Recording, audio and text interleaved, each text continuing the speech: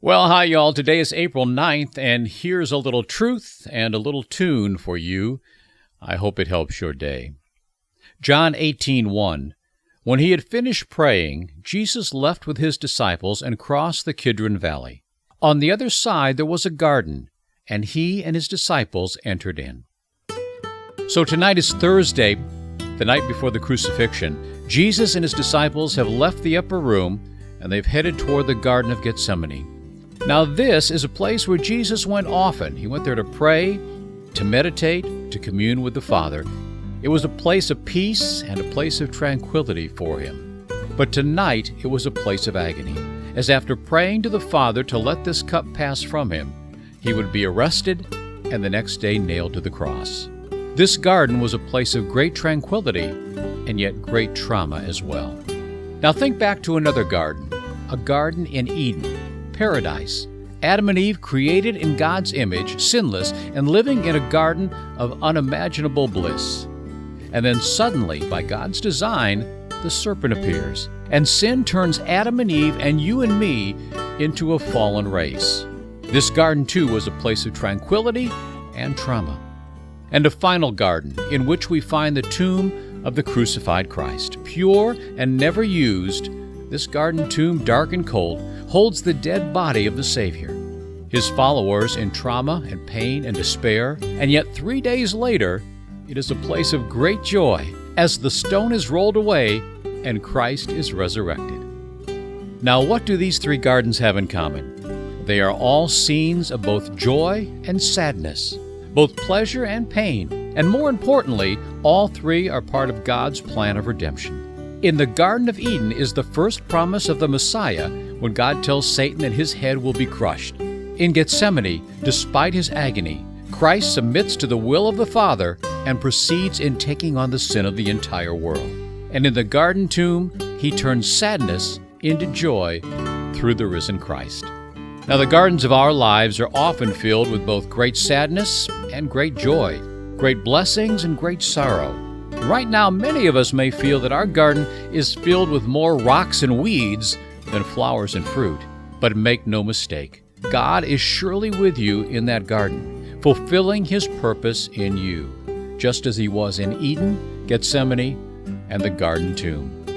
Perhaps it's good to focus on the words of the Apostle Paul in Romans 8, as he reminds us, "He who did not spare his own Son, but delivered him over for us all, how will he not, along with him, graciously give us all things?"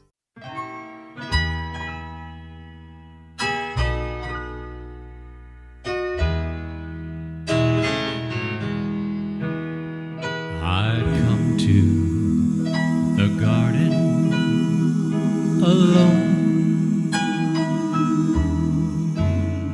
while the dew is still on the roses, and the voice that I hear falling on my ear, the sound of God discloses, and he walks with me, and he talks with me, and he tells me I have his own,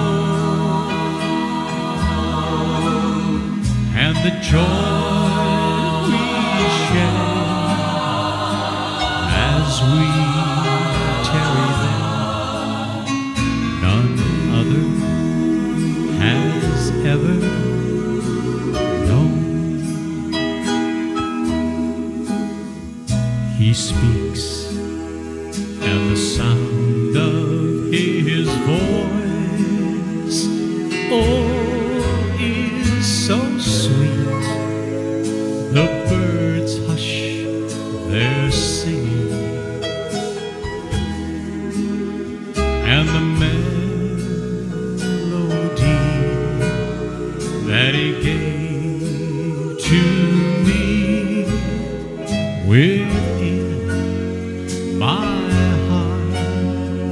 is real. And He walks with me, and He talks with me, and He tells me I am His own, and the joy